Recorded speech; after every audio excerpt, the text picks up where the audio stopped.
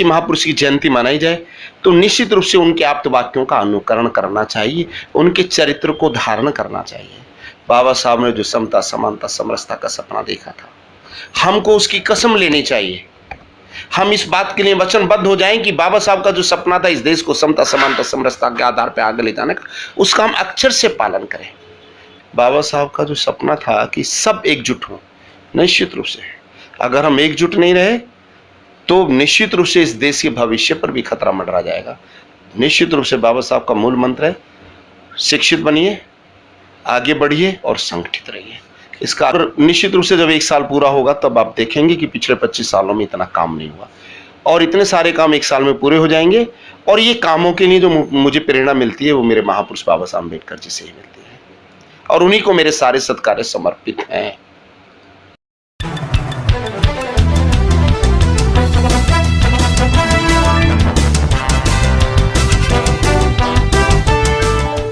हमारे साथ जुड़ चुके हैं शहर के चेयरमैन साहब माननीय प्रदीप डॉक्टर दीक्षित जी।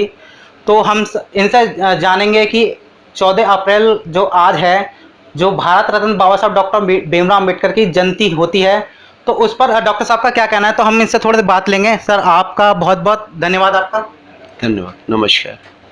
बाबा साहब अम्बेडकर जी की जयंती के शुभ अवसर पर मैं समस्त क्षेत्रवासियों को बहुत बहुत शुभकामनाएं देता हूँ।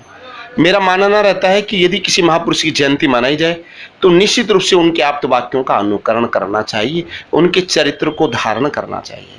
बाबा साहब ने जो समता, समानता, समरसता का सपना देखा था, हमको उसकी कसम लेनी चाहिए। हम इस बात के लिए वचनबद्ध हो जाएं कि बाबा साहब का जो सपना था इस देश को समता, समानता, समरसता के आधार पर आगे ले जाने का, उसका हम अक्षर से पालन करें। जब बाबा साहब का सपना पूरा होगा, मेरी ऐसी अवधारणा है।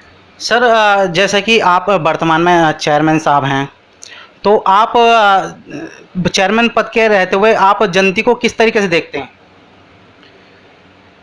बाबा साहब का संविधान, बाबा साहब के विचार मेरे लिए किसी एनर्जेटिक कैप्सूल की भांति हैं।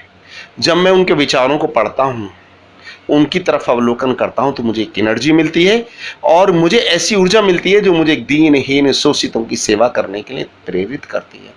ऐसे मेरे महानायक, ऐसी मुझे पॉजिटिव एनर्जी बाबा साहब के कैरेक्टर से मिलती है, बाबा साहब के साहित्य का अध्ययन करने से मिलती है।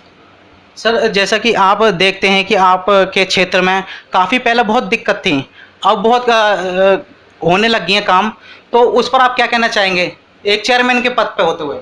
मैं बाबा साहब का मानस पुत्र हूँ, उनके मन के अनुरूप काम करने वाला हूँ और मुझे लगता है हिंदुस्तान की जो सरकार है, माननीय मोदी जी, वो भी बाबा साहब अम्बेडकर जी के मानस पुत्र है। वो अक्षर से वही काम करते हैं जो बाबा साहब अम्बेडकर जी के व्याख्यानों में उन्होंने पढ़ा है, देखा है, सुना है।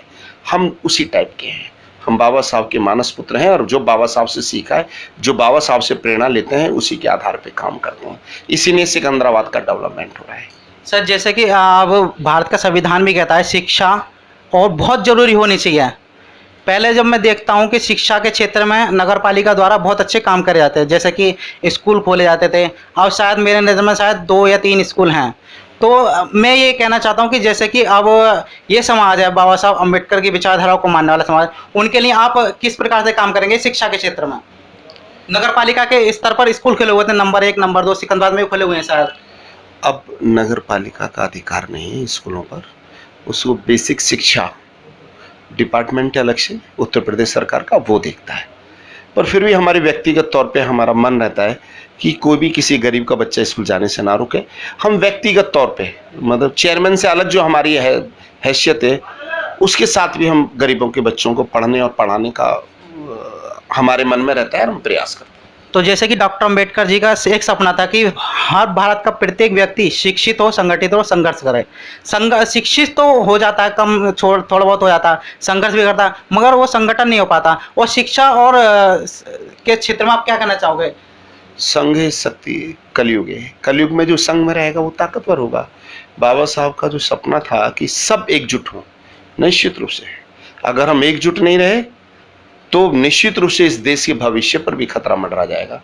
निश्चित रूप से बाबा साहब का मूल मंत्र है, शिक्षित बनिए, आगे बढ़िए और संगठित रहिए।